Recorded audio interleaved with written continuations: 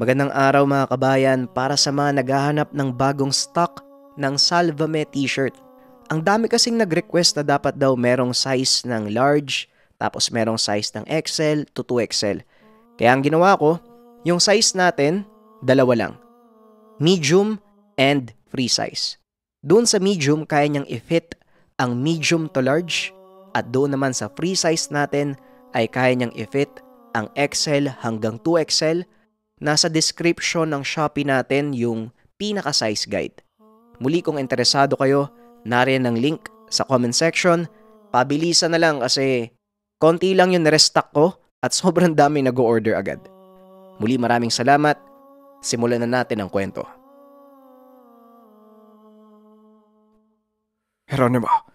Geronimo, tulungan mo ako dito! Wika ni Mang Milaw. At teka lang po, ano po bang nangyayari? Meron pong kakaiba sa labas. Patuloy sa pagsigaw si Esmeralda na tila sinasakal. Hanggang sa sinabi ni Mang Milaw na hawak ng dalawang aswang ang dalaga. Mahirap ang sitwasyon, Geronimo. Hindi ka pa handa. Hindi pa nagigising ang pagiging burang mo. Sabi ko na nga ba babalik ka ng mag-ina. Wika ni Mang Milaw.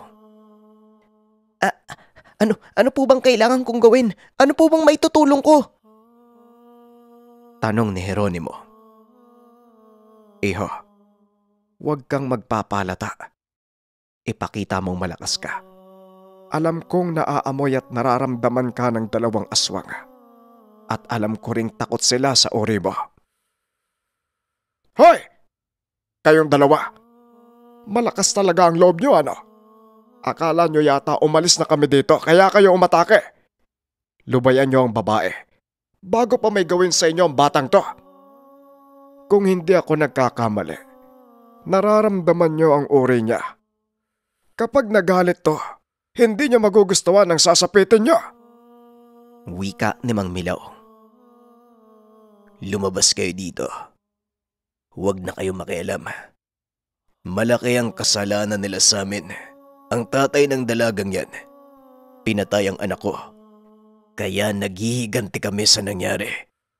Papatayin ko din ang anak niya. Wika ng aswang. Ay sus, akala ko pa naman pag-ibig na naman ang dahilan.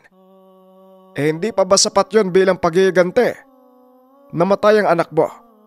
Nakapaghiganti ka na sa tatay ng dalagang yan, patas na yon, hindi ba? Tapos niyanggaw mo pa yung nanay. Ano bang kailangan nyo? Balak nyo pa atang gumawa ng mas malaking gulo. Habang si Geronimo, bagaman naguguluhan ay ginawa niya ang sinabi ng matanda. Inangat niya ang dibdib pati na rin ng ulo. Idinipa ang kamay kasabay ng paghangos. Sa lahi namin, hindi kami pumapayag hanggat hindi nauubos kung sino ang nagkasala sa amin. Wika ng aswang. Umabante ng lakad si Geronimo. Bagaman binalot ng matinding takot ang katawan ay nanatili siyang kalmado. Ipinapakita na nanggigigil ang muka. Makikita sa dalawang aswang ang takot kay Geronimo. Pansin naman ni Mang Milaw na tila nag-uusap ang dalawa. Hanggang sa bigla na lang sumunggab ang isa. Kasabay nito ang pagtakas ng isa pa. Tangay si Esmeralda. Anak ng yawa, tumakas pa ang animal. Wika ni Mang Milaw sabay harang sa tapat ni Geronimo upang depensahan ang bata sa pag-atake ng aswang. Inipit ito ng matanda. Nag-usal sabay ihip sa daliri at tapik sa batok ng nilalang. Bigla na lang itong nanigas. Bumagsak sa lupa at namimilipit sa sakit. Doon po banda pumunta yung aswang, oh. Tangay si ate. Si ate Esmeralda. Teka, ano po yung ginawa niyo sa isang yan? Tanong ni Geronimo. Pinantok ko ng malupit na orasyon para maparalisa ang katawan. Hoy! Abay, iniwanan ako bigla ng bulag na to, hoy! Huwag mo nga bulin, teka! Ay naku, ang bilis kumilos ah. Nakakatakbo yung bulag ng hindi halintana kung ano yung hirap ng daan. Nakakagulat ah. Mukhang lumalabas ang katangian niya dahil sa tensyon.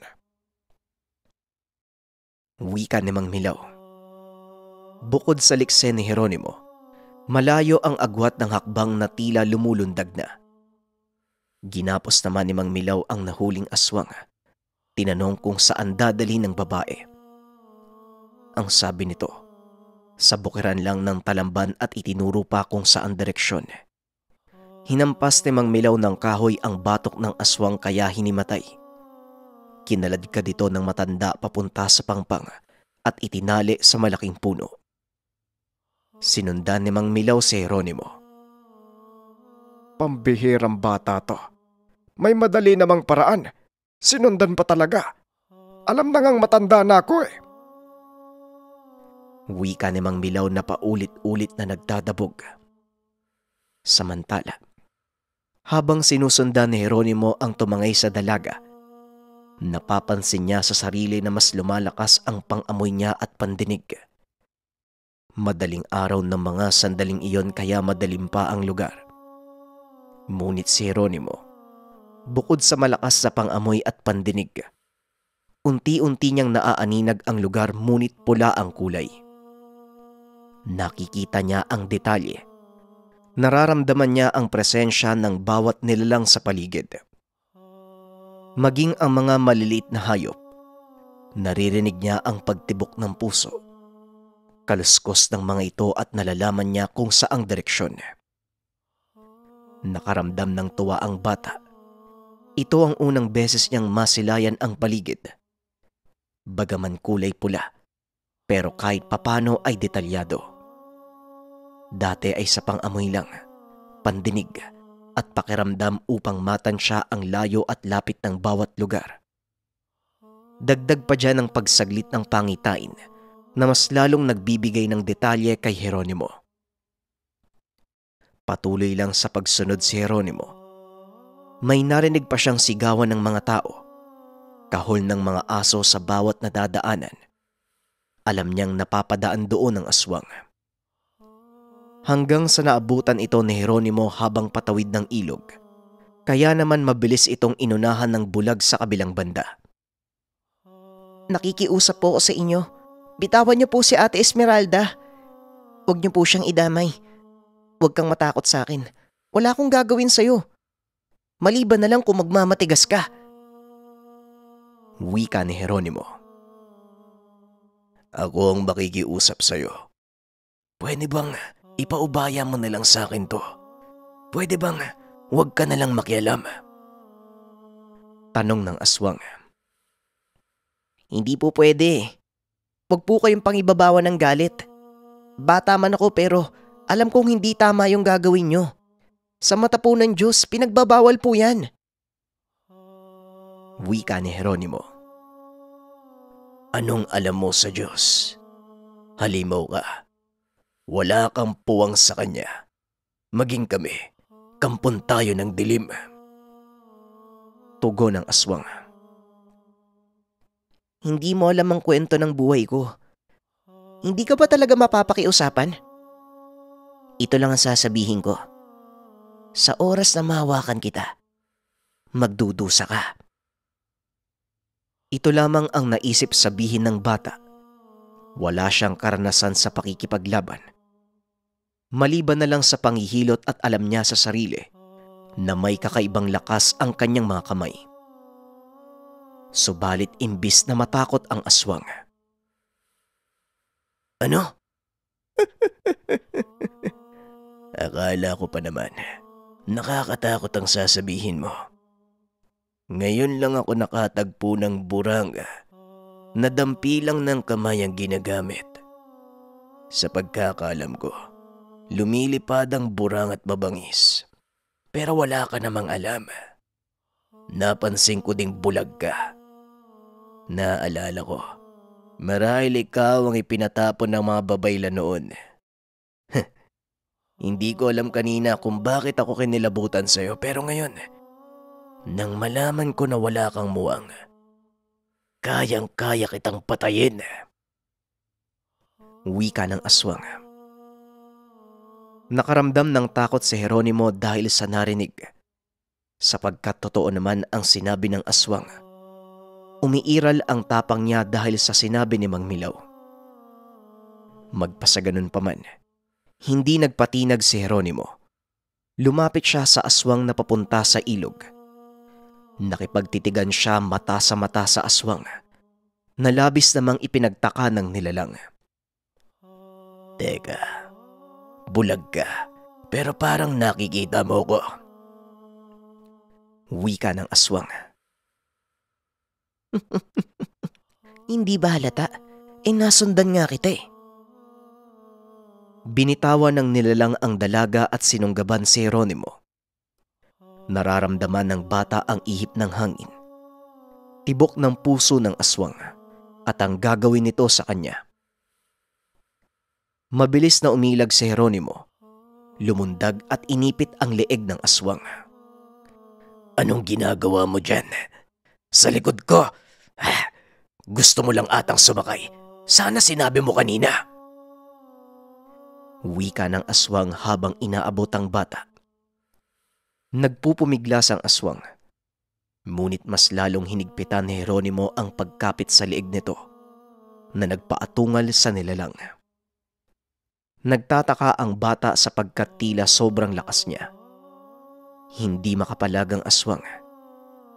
Padiin ng padiin ang pagsakal. Hindi inaasahan ng bata na magagawa niya ito. Manipis lang ang mga kamay ni Jeronimo, ngunit sobrang lakas naman ang kalamnan. Hanggang sa unti-unting nanghina ang aswang. Dito nakaramdam ng takot si Jeronimo dahil baka matuluyan niya ito. Gumapang ang aswang at inangat ang isang kamay. Wag mo kong papatayin. Sa'yo na ang dalaga. Hindi ko nagagambalain ang pamilya niya. Wika ng aswang. Sino ba nagsabing papatayin kita? Nilikha ka din at may karapatang mabuhay. Walang sino mang huhusga sa'yo kung hindi ang Panginoon. Ate Esme, huwag ka nang umiyak. Uuwi na tayo, teka. O ikaw, maaari bang malaman ang pangalan mo? Tanong ni Jeronimo sa aswang. Hindi na importanteng malaman mo kung ano ang pangalan ko. Tugon ng aswang. Hoy, uulitin ko pa ba yung tanong ko? O sasabihin mo na lang? Wika ni Jeronimo habang nakaduro ang daliri sa aswang. Dionisio ang pangalan ko. At yung kasama ko naman, tauhan ko, si Geraldo. Ngumiti si Jeronimo at nagpakilala sa aswang. Matapos nun ay kaagad na silang umuwi. Habang binabaybay ang masukal na daan, nakasalubong naman nila ang galit na si Mang Milaw. Kahit alam ng matanda na ligtas si Esmeralda, hindi pa rin niya napigilang pagalitan si Jeronimo. Lalo na nang sabihin ng bata, pinakawalan niya ang aswang na si Dionisio. Ano ka mo, pinakawalan mong litsugas ka? Alam mo ba kung ano talaga ang ugali ng mga aswang? Lalo na nung katulad nila. Ay, Dionisio pala ang pangalan. Siya ang namumuno ng mga aswang dito sa bukid ng Cebu. Dapat tinuluyan mo na. Nilagay mo pa tayo sa alanganin, pati ang babae at ang nanay niya. Ano bang sabi ko? Di ba tutugisin natin ang Yumanggaw para tumigil na? Kahit gaano sila karami. Wika ni Mang Milaw. Napayoko si Jeronimo sabay kamot sa ulo. Nakalimutan ko po eh. At saka hindi po ko sanay pumatay. Sobrang nagulat nga po ko sa mga natuklasan ko sa sarili ko eh. Bigla na lang po ako lumakas eh. Tugon ni Jeronimo. Ay nako, sumasakit yung rayuma ko eh. Pinapalala mo eh. Pati ang ulo ko, sumasakit na. Problema ito, iho. Umuwi na nga tayo. Esmeralda, iha. Maiging lisanin niyo ang lugar niyo ngayon din. Hanggat maaari, Lumayo na kayo ng nanay mo. Mungkahi ni Mang Milaw. Ano po? Sige po kung yun po yung mas makakabuti. Ang problema nga lang baka mahirapan kami. Lalo na't wala po akong trabaho eh. Saan naman po kami pupunta? Tugon ng dalaga. Ganito na lang po Mang Milaw.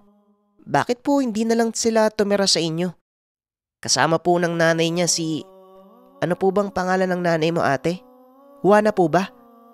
Sa tingin ko po, ilang taon lang yung agwat nyo sa nanay ni Ate Esmeralda eh. Baka po magkasundo kayo Mang Milaw. Wika ni Jeronimo. Wag mo nga akong niloloko. Pilyo kang bata ka, hindi pwede. Baka ibang isipin ng mga kapitbahay. At saka, hindi ka ba nahihiya sa sinabi mo habang nakikinig si Esmeralda? Tugon ni Mang Milaw. Kinaltukan pa ang ulo ni Jeronimo. Tumawa naman ang bata at sinabing kapag hindi pumayag si Mang Milaw, hindi na siya titira sa bahay nito. Dito na nabanas si Mang Milaw. Magbibitaw pa sana ng mabigat na salita. Anak ng lechogas talaga, oo. Kung hindi ka lang talaga espesyal. Kung wala akong atraso sa magulang mo, hindi kita kukup-kupin eh. Sige na nga, doon kayo tumira sa bahay namin ni Jeronimo. Meron pang isang kwarto at meron din doon sa bandang beranda. Pwede niyong gawing tindahan at tulugan. Ay nako, bakit ko pa kasi natagpuan ulit itong batang to eh? Pumayag si Mang Milaw habang si Jeronimo naman. Bagaman hindi niya kaanak si Esmeralda ay masaya ito. Bukod sa magiging ligtas ang kalagayan ng mag-ina, may makakasama din siyang maituturing na nanay at ate. Hindi kaila kay Jeronimo na bagaman lumaking malaya sa lansangan, uhaw naman siya sa pagmamahal at pag-aaruga. Yun na nga ang nangyari. Nung makabalik sila sa tahanan nila Esmeralda, bumungad si Nanay Juana. Nagtataka nang makita sila. Ipinaliwanag naman ni Esmeralda ang mga nangyari. Samantalang sila Jeronimo at Mang Milaw naman, nagpunta sa pangpang upang tuluyan sana ang aswang na nahuli ng matanda. Kaso nang makarating sila sa lugar, wala na doon ang aswang na si Geraldo. Halata sa mga bakas ng tali na kinalagan. Jeronimo, dapat matutunan mo ang mga aral na meron ako sa lalong madaling panahon. At saka, palabasin mo ang nakatagong burang sa katawan mo. Pero dapat, walang ibang makakita maliban lang sa akin. Ang engkwentro kanina, nakakatiyak akong simula yon ng malaking gulong mangyayari sa atin. Ito na siguro ang pinakamahirap na pagsubok na darating sa buhay ko. Wika ni Mang Milaw. Mapilit po kasi kayo. Tuloy, minalas ka. Malay mo, kamalasan pala yung dala ko. Tugon ni Jeronimo. Ang dami mo pang sinasabi. Hindi ako naniniwala sa malas. Mas naniniwala ako sa pagkakataon. Nakaangat na ang araw ng mga sandaling iyon. Nagtataka ang bata dahil tila nawala na ang kakaibang paningin niya, lalo na ang itsura ng paligid na kulay pula. Nang makarating sila sa kanduman, sinabi ni Jeronimo ang lahat ng mga nangyari sa kanya habang hinahabol si Dionisio. Makikitang kumunot ang mukha ni Mang Milaw at halatang nagtataka. Bagaman hindi nakaila sa kanya ang kinikilos ni Jeronimo na sobrang bilis. Pero yung nakakakita ang bata, ngunit kulay pula lang. Ito ang imposible. Ayon sa tatay mo noon, pula ang paningin ng mga burang sa gabi. Pero natural lang yun dahil aswang. Kaso ikaw, aswang ka pero bulag ka naman. Paano nangyari yon? Tanong ni Mang Milaw. Hindi ko rin po alam eh. Kanina lang din po nung papalabas po yung araw. Bigla na lang po nawala yung paningin ko. Bumalik po yung lahat, bumalik po sa dati. Umaasa na lang po ako sa pandinig at pangamoy ngayon. Pero hindi na ganun kalakasan katulad ng kaninang madaling araw. Matapos makapag-usap ay dumiretso na si Jeronimo at madaling nakatulog. Habang si Esmeralda at Nanay Juana naman, inasikaso muna ni Mang Milaw. Pinaalalahanan na wag basta-basta lalapit kung kani-kanino. Kung may kakailanganin, lalo na sa pagkain, si Mang Milaw na ang bahala. Ilang araw ang nakalipas.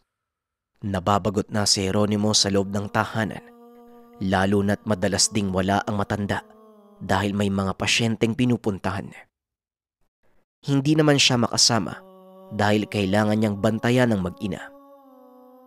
Binigyan ng konsehal ng kaunting puhunan si Nanay Juana at Esmeralda. Doon sila nagtinda sa harap lang ng beranda. Dahil ang mag-ina lang ang nakakausap ni Jeronimo sa araw-araw, may natuklasan siya sa mga ito. Ang asawa pala ni Nanay Juana ay may mga anting-anting. Ito daw ang nagbigay ng lakas ng loob sa tatay ni Esmeralda, si Buying, na hamakin ang mga nilalang sa paligid. May nanligaw noon na aswang kay Esmeralda, ngunit sinabi ni Tatay Buying na lubayan ito ng anak. Nilayuan ito ni Esmeralda, ngunit hindi tumigil ang aswang. Binalaan pa ito ng ama na sa oras na hindi tumigil, mapipilitan daw itong gawin ang hindi tama. Hanggang sa dumating ang panahon na pinatay na lang ni Tatay Buying ang aswang. Paano ba naman kasi? Dumadalaw ito tuwing gabi habang nasa anyong halimaw. Matapos ang ilang araw ay namatay din si Tatay Buying sa harap mismo ng mag-ina. Pinagtulungan si Tatay Buying ng mga aswang. Hindi pa tumigil ang mga ito at nagbanta pang uubusin ng pamilya. Hanggang sa nagkasakit bigla si Nanay Juana at alam nilang nayanggaw ito. Bakit pa kayo humingi ng tulong sa doktor? Alam nyo naman po palang nayanggaw. Tanong ni Jeronimo. Ang totoong dahilan, umiiwas lang kami sa lugar eh. Ayaw naming sabihin na nayanggaw si nanay. Malaki yung posibilidad na walang maniwala sa amin. Habang nasa ibang lugar kami kahit papano, nakakaramdam kami ng seguridad. Dagdag pa nito. Matagal na nilang ikinubli ang pangyayari kaya palipat-lipat sila ng lugar. Wala na silang pera at natutulog lang kung saan-saan. Hanggang umabot sa punto na lumapit sila kay konsehal dahil kamag-anak nila ito. Ang totoong sadya ni Esmeralda ay makapanatili lang ng ilang araw. Hindi talaga para maipatingin sa doktor ang nanay. Bakit naman ngayon nyo lang po sinabi? Tanong ni Jeronimo. Nakakahiya nangyari na eh. Mahirap nang baguhin yung sitwasyon. Lalabas kaming mga sinungaling. Gusto lang talaga naming umiwas sa mga aswang pero ito lang yung nakita kong paraan para kahit papano may magbabantay sa amin eh. Kahit alam kong mali. Nagpapasalamat nga kami dahil naniwala pala yung konsehal sa mga kakaibang bagay. Kaya ayun, nakilala namin kayo. Hindi ko inaasahan na gagaling pa si nanay sa pagkayanggaw eh. Tugon ni Esmeralda. Wala po yun ate. Pero ang ikinakatakot ko po ngayon, baka magalit ang matanda dahil nagsinungaling kayo. Alam nyo naman po pala yung pinag-ugatan ng lahat eh. Hanggang sa may inabot na bagay sa Esmeralda sa bata. Isang parisukat na bakal at may tali. Nagtanong si Jeronimo kung ano ang bagay na ito. Anting-anting yan ni tatay. May iba pa siya magamit pero hindi ko na alam kung ano eh. Wika ni Esmeralda. Hanggang sa hindi inaasahang pagkakataon. Nang mga sandaling iyon ay paparating na pala si Mang Milaw at nakita ang hawak ni Jeronimo. Mabilis namang naramdaman ng bulag ang presensya ng matanda. Kaya ibinalik niya kay Esmeralda ang gamit. Bakit parang natataranta ka, Jeronimo? Parang may iba sa kilos mo ah. May iba sa kilos niyong dalawa. Ano ba yung bagay na yon? Maaari ko bang makita? Napilitan si Esmeralda na ipakita ito sa matanda. Nanlaki ang mga mata ni Mang Milaw nang makita ang medalyon. Saan ang galing yan? Sa'yo ba, iha? Meron kang medalyon ni Metatron. Malakas ang presensya. Lihitimong agimat na halatang luma at galing sa antingero. At teka, pahawak ka. Akin at titignan ko lang kung hindi ako nagkakamali. Pagkaabot ni Esmeralda kay Mang Milaw, biglang napailing ang matanda at pagkabaliktad sa medalyon. Napanganga ang matanda. Abat baliktaran pa. Metatron at 7 arkanghel. Ang lamig ng bakal Parang kinukurot ang palad ko, nakakamangha. Hindi ko man lang naramdaman na may ganitong bagay ka pala, iha. Nakakasabik malaman sa mga susunod na episode. Kasi nasa kaliwa yung lakas ni Jeronimo Tapos ngayon mahahaluan naman ng lakas sa kanan kasi yung tatay ni Esmeralda isa palang antingero na minana pa mula sa lolo. Tignan natin kung paano pagsasamahin ng isang ermitanyo kung paano niya babalanse ng galing sa kaliwa na gamit at pati na din ng gamit na nagmumula sa kanan. Pwede kayang pagsabayin ng dalawa? Hindi kaya mabaliw si Jeronimo? Malalaman natin yan sa mga susunod na episode ng ating kwento. Paalam.